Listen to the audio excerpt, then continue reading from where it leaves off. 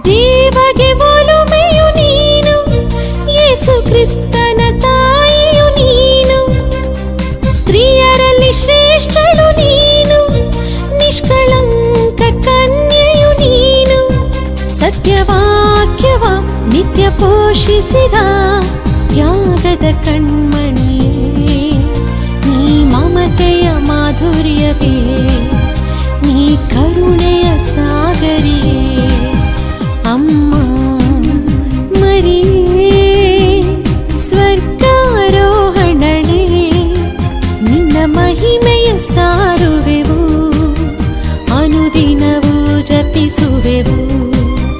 ಮನ ತುಂಬಿ ಹಾಡುವೆವು.